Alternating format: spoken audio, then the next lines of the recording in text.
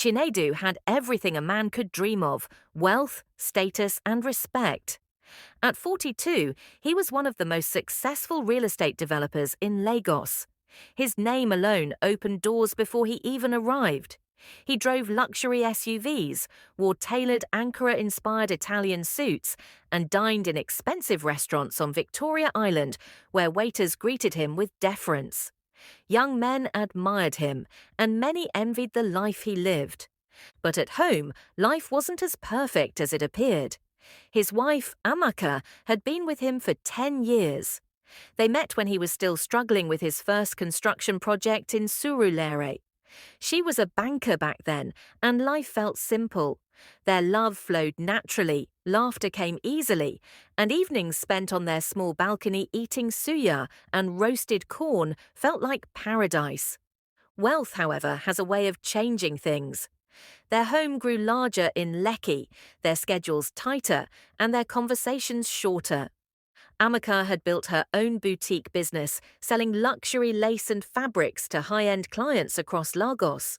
Between managing her store, raising their children, and overseeing the household, she hardly had time for herself, let alone for Chinedu. Most nights she came home too exhausted to cook the elaborate meals she once did. Sometimes she left it to the cook or served quick stews and light soups. But Chinedu's expectations had grown alongside his wealth. "How many times will I come home to a goosey or jollof?" he complained one evening. "I'm trying," Amaka sighed. "The boutique is growing, the children's school needs attention, and I'm just one person." Chinedu rubbed his temples. "I work all day, Amaka. Is it too much to ask for something nice when I come home?" And that was how the distance began. Amaka loved him deeply but felt unappreciated. Chinedu cared for her too, but pride whispered that he deserved more. It was during one of those restless evenings that he met Kemi. She was nothing like Amaka. At 25, Kemi was tall, graceful, and carried a soft, musical voice that slipped into the ears like warm honey. She worked at an event planning company, and they met during a high-profile dinner Chinedu sponsored at the Eco Hotel and Suites. While others fussed, Kemi calmly directed the catering team with a quiet smile that caught his attention. Later, as the dinner ended, she approached him shyly. "Good evening, Mr. Chinedu. Thank you for choosing us for your event." Her voice was both humble and seductive. Chinedu nodded politely. She walked away, leaving a lingering trace of vanilla perfume that etched itself in his memory. A week later, at a private dinner hosted by a friend on Banana Island, Chinedu saw her again. She wore a simple white dress that glowed under the soft lights. They talked briefly. Her words flowed respectfully, intelligently, and without crossing lines. 2 weeks later, Chinedu found himself at Kemi's apartment in Surulere. She insisted on cooking for him. "Mr. Chinedu, I know you eat at the finest places," she teased, "but try my cooking. If you don't like it, I'll never bother you again." He laughed, thinking it harmless. But when he tasted her banga soup with fresh catfish, perfectly spiced, he was stunned. "Kemi, if you opened a restaurant, even Echo Hotel would beg for your recipes." Her cooking became his new indulgence: grilled tilapia with ata rodo, amala with ewedu, beans with smoky pepper sauce.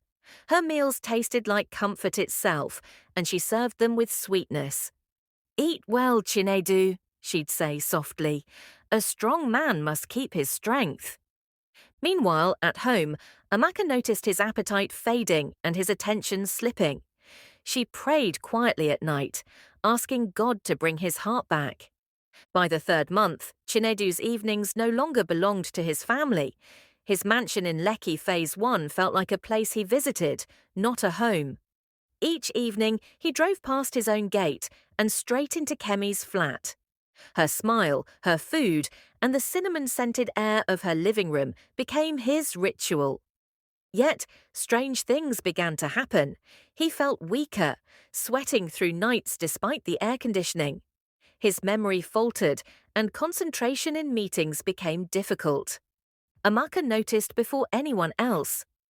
One morning, as they prepared for church, she held his hand. "Have you looked at yourself?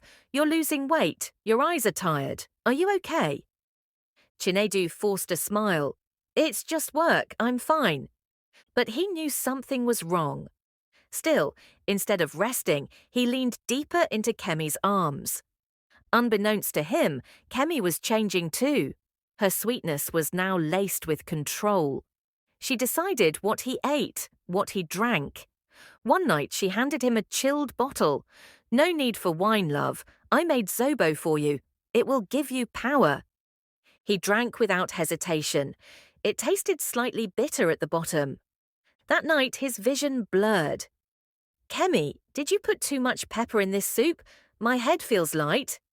She smiled, running her fingers across his chest. "Don't worry, darling. You'll sleep well tonight." And he always did. Too well.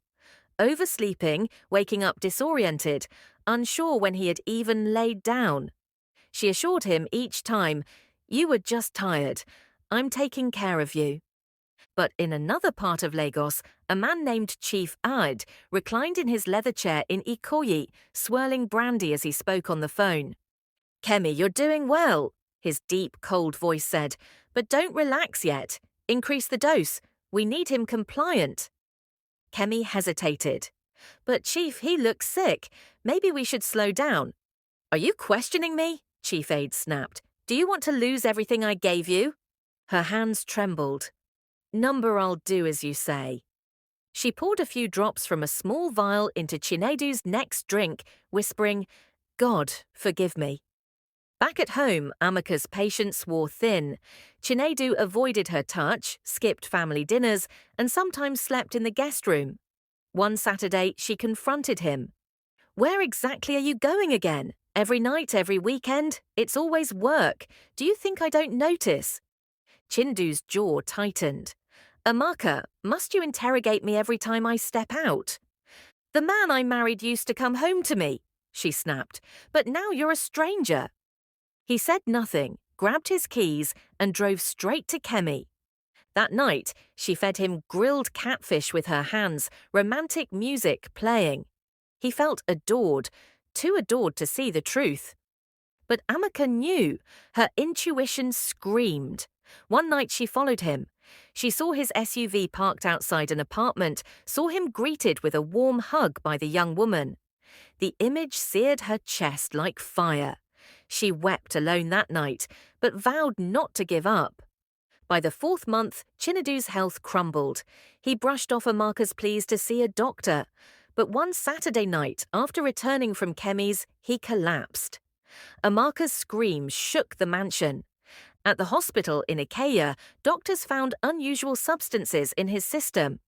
"This didn't come from normal food," one explained. Amaka's tears hardened into resolve. She confronted Kemi, who finally broke down, confessing everything: the poisoning, Chief Aid's orders, and his old grudge against Chinedu over land disputes. Amaka vowed, "You've made the biggest mistake of your life, and so has Chief Aid."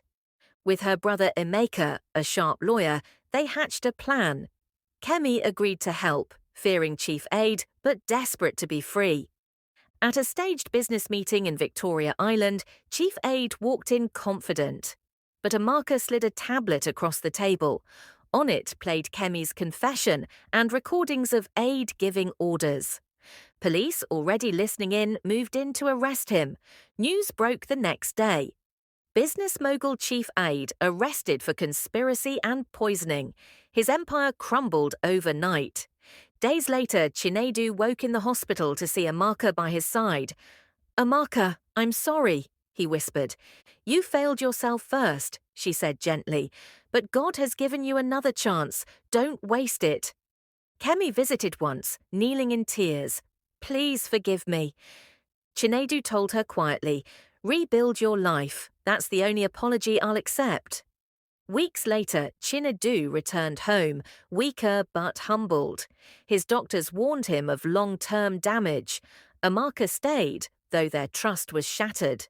Rebuilding it would take time, patience, and repentance.